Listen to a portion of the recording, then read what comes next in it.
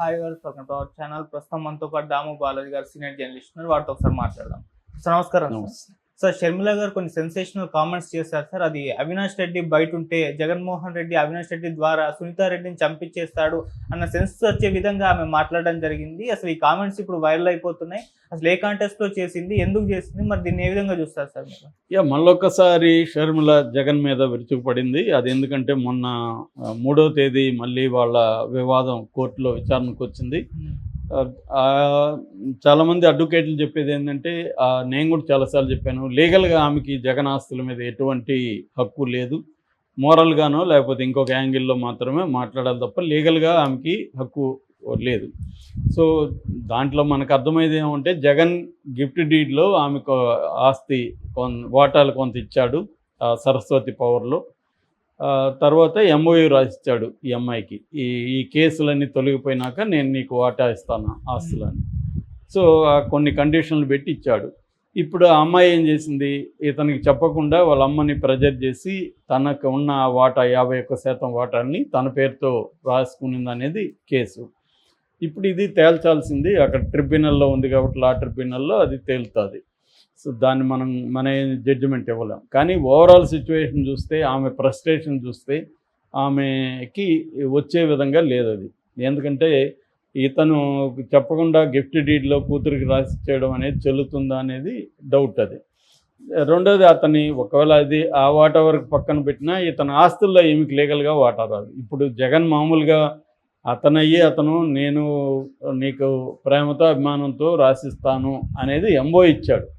ఈ అమ్మాయి తొందరపడి తనకి కేసులున్నా, ఈడీ స్వాధీనంలో ఉన్న, కండిషన్ బెయిల్ మీద అతను ఉన్నా, ఈ అమ్మాయి వాళ్ళకి చెప్పకుండా, వాళ్ళు సలహా ఇచ్చినా కూడా కొంతమంది అడ్వకేట్స్ ఇలా చేస్తే మీ అన్నకి బెయిల్ క్యాన్సిల్ అయ్యే అవకాశం ఉంది, ఎందుకంటే వాటాలు బదిలైన జరగకూడదు అంటే కూడా వినకుండా చేయడం పట్ల జగన్ తీవ్ర ఆగ్రహ వ్యక్తం చేశాడు. దాంతో జగన్ కోర్టుకు వెళ్ళాడు ఇది చల్లదని.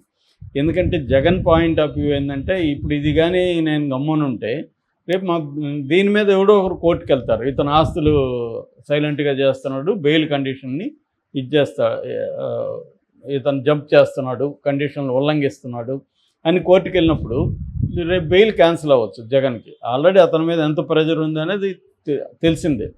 సో అది బెయిల్ క్యాన్సిల్ అయితే జైల్లో పోయి కూర్చోవాలి. అందుకని జగన్ నేను కంటెస్ట్ చేయకపోతే ఇదే అనేది అతని పాయింట్ ఆఫ్ వ్యూ. దాన్ని ఏముంటుంది, తల్లి మీద కోర్టుకు పోయినోడు నువ్వు కొడుక అని ఈ యాంగిల్, అంటే తమిళ మెలో డ్రామా యాంగిల్ తీసుకొచ్చి సెంటిమెంటలైజ్ చేసి మాట్లాడుతుంది తప్ప అతని పాయింట్కి సమాధానం ఇవ్వట్లేదు. అది నెంబర్ 1. నెంబర్ 2, ఇంకొంత ఎక్స్ట్రీమ్కి వెళ్ళి సునీతారెడ్డిని కూడా వీళ్ళు చంపేస్తారు అంటే, జగన్ పేరు డైరెక్ట్గా చెప్పలేదు కానీ అవినాష్ రెడ్డి చంపించేస్తాడు అన్నట్టుగానే మాట్లాడింది ఇండైరెక్ట్గా. అవినాష్ రెడ్డి బయట ఉంటే సునీతారెడ్డి ప్రాణాలకి ప్రమాదం అంటే అర్థం ఏంటి? అవినాష్ రెడ్డి సునీతారెడ్డి ప్రాణాలు తీస్తాడు, ఎందుకంటే ఆల్రెడీ 6 మంది సాక్షులను చంపేశారు. ఈమె ఎలా చెప్తుంది చంపేశారా లేదని సిట్ ఉంది, యాక్చువల్గా సిట్లో తేలాలి. కానీ ఈమె ఆరోపణ ఏంది, వాళ్ళని జగనే చంపేశాడు. నిజానికి వాళ్ళ పేరెంట్స్ కానీ వాళ్ళ బంధువులు కానీ ఎవరు కంప్లైంట్ ఇలా 6 మంది చనిపోయిన వాళ్ళు వీళ్ళు మాట్లాడుతున్నారు. ఇప్పుడు మొన్న ఆయన రామయ్య వాచ్మెన్ అక్కడ చనిపోయాడు, 80 ఏళ్ళు ఆయనకి ఇప్పటి నుంచో ఆరోగ్యం బాగాలేదు. సో ఆయన చనిపోయాడు. అట్లాగే ఇంకొంతమంది చనిపోయారు. దాంట్లో వాళ్ళెవరు, వాళ్ళ పేరెంట్స్ నిజానికి వాళ్ళల్లో కొంతమంది మా వాళ్ళ హెల్త్ బాగాలేక చనిపోయినారని చెప్తున్నారు. అయినా సరే వీళ్ళు రాజకీయంగా తెలుగుదేశం దాన్ని ఇంకా పిండదామని ఆలోచిస్తుంది కాబట్టి చెప్తుంది. ఇప్పుడు ఈమె మళ్ళీ వచ్చి Avinash Reddy already Avinash Reddy bail cancel చేయమని సునీత సుప్రీంకోర్టుకి వెళ్ళింది. బెయిల్ అది క్యాన్సిల్ చేయట్లేదు. సో నువ్వు లీగల్గా పోరాడకుండా దీన్ని వచ్చి మళ్ళీ జగన్ మీద చేయడం అంటే అర్థం ఏంటంటే, ఆమె మొత్తం గోల్ అంతా కూడా జగన్ని బదనాం చేయాలన్న ఆలోచన ఉంది తప్ప కాంగ్రెస్ని అభివృద్ధి చేద్దామన్న ఆలోచన లేదు అనేది చాలామంది విమర్శిస్తున్నారు. ఎందుకంటే కాంగ్రెస్ పార్టీలో ఉన్న వాళ్ళని చాలామంది జగన్ లాక్కునే కార్యక్రమం ఆల్రెడీ చేస్తున్నాడు. సో దీన్ని కౌంటర్ చేయడానికి ఆమెకి ఇంకా ఫ్రస్ట్రేషన్ పెరిగిపోతుంది. నేను చాలాసార్లు చెప్తున్నా, రాహుల్ గాంధీ మరి ఏం చేస్తున్నాడో తెలియదు. దీన్ని బట్టే మనం షర్మిలని చూస్తే రాహుల్ గాంధీ నాయకత్వం అర్థమైపోతుంది ఎవరికైనా, ఇంకేమి చూడాలని వాళ్ళని. అంటే ఆయన ఒక స్టేట్ని ఎలా డీల్ చేస్తాడు రాహుల్ గాంధీ అనేది మనం అర్థం చేసుకోవాలంటే షర్మిల పని విధానాన్ని చూస్తే రాహుల్ గాంధీతో అర్థమవుతుంది. అట్లాగే ఇక్కడ కూడా రేవంత్ రెడ్డి పని విధానం పట్ల రాహుల్ గాంధీ ఎలా ఉన్నాడో చూస్తే రాహుల్ గాంధీ నాయకత్వ లక్షణాలు ఏ స్థాయిలో ఉన్నాయో అర్థమవుతుంది. ఒక మామూలు కొంత రాజకీయ అనుభవం ఉండేవాళ్ళు కూడా అలా ఇంత ఘోరంగా డీల్ చేయరు. ఎందుకంటే ఆయనేమో ఒక పక్క అక్కడ పర్యావరణం మాట్లాడుతుంటాడు, ఇక్కడేమో రేవంత్ రెడ్డి పర్యావరణ పరిరక్షణని గుంటనక్కలుగా అభివర్ణిస్తూ ఇక్కడ అసెంబ్లీలో స్టేట్మెంట్లు ఇస్తాడు. దీన్ని చివరికి సుప్రీంకోర్టే సీరియస్గా తీసుకొని 6 నెలల పాటు ఆపి చాలా సీరియస్గా ఈ ప్రభుత్వానికి వ్యతిరేకంగా కామెంట్లు చేసిన పరిస్థితి ఉంది. నేషనల్ మీడియా అంతా కూడా రాహుల్ గాంధీ హిపోక్రసీ గురించి ఎత్తి చూపిస్తున్నారు. Not only BJP media, గోధి media కాదు, మోడీకి యాంటీగా ఉన్న మీడియా కూడా, ప్రో కాంగ్రెస్ మీడియా కూడా ఈ విషయంలో సీరియస్గానే ప్రశ్నిస్తున్నారు. సో అలాగా రాహుల్ గాంధీ కూడా ఇక్కడ పట్టించుకోవట్లేదు ఏది ఆంధ్రప్రదేశ్లో.